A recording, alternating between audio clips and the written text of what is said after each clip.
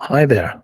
I thought it was probably about time I contributed to the discussion on what's going on with rents at the moment. There seems to be a lot of people talking about the rental market and the things that are going on. So I thought just chuck my hat into the ring on this one. It is a strange and unusual rental market that Wellingtonians find themselves in right now.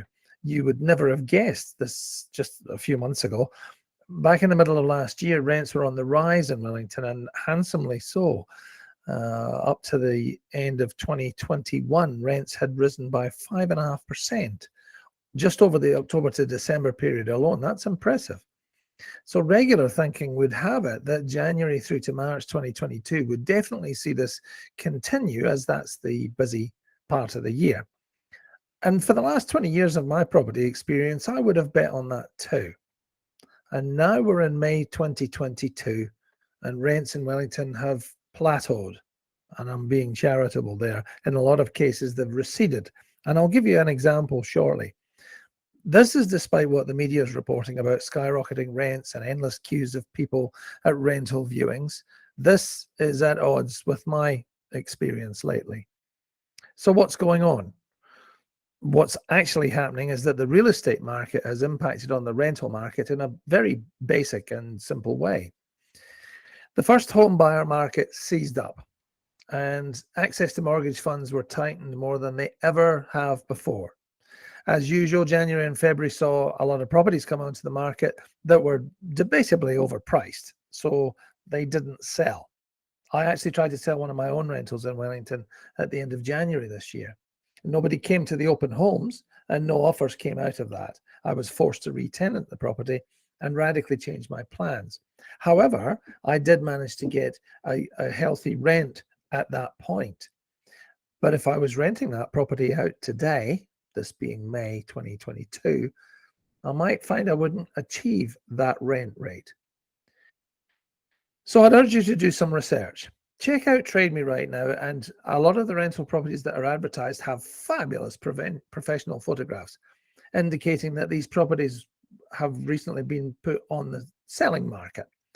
In fact, go to homes.co.nz and check out any of the rentals listed there, and they will all have professional photographs because the owners have tried to sell, the market has said no thanks, and so they've come to us to rent the place out. So these properties that went to the selling market clearly didn't attract the hope for bonanza price being asked, and so owners turned to companies like us to rent them out. So most of our new rental business since January has been properties in this situation. So I said I would cover some numbers. I'm going to use a very, very specific example here. Back in January this year, I did an appraisal on a property in Wellington. It's a nice, tidy 3-bedroom house.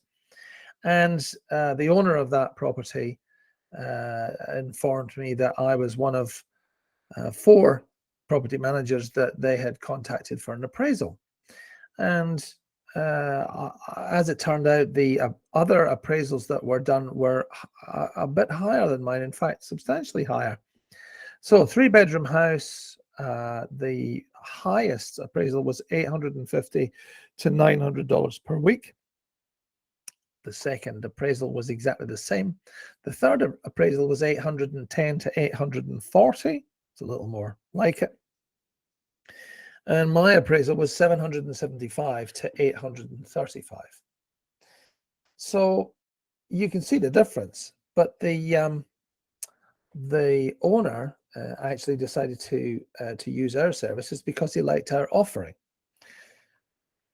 But he did ask if we could start advertising the property at $850 a week, which we're more than happy to do. So we started our advertising campaign. We got no reaction, nothing. Nobody came to the viewings, nobody emailed, nobody called, nobody got in touch. Why? Well, I'll cover that shortly. We dropped the rent. We went to $820, same result. We went to $800. We got a little bit of interest. We dropped to $775. We dropped to $770.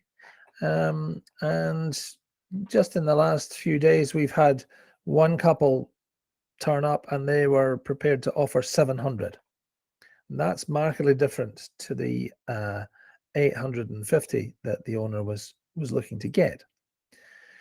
So why is this happening? Well, there's other forces at work here. COVID, of course, is meaning that people are staying at home, they're staying put, and they're just not moving house. It also means that they're not going to go off and do viewings of places in case they pick up a bug. There's a lack of immigration. The borders are opening, but kind of slowly.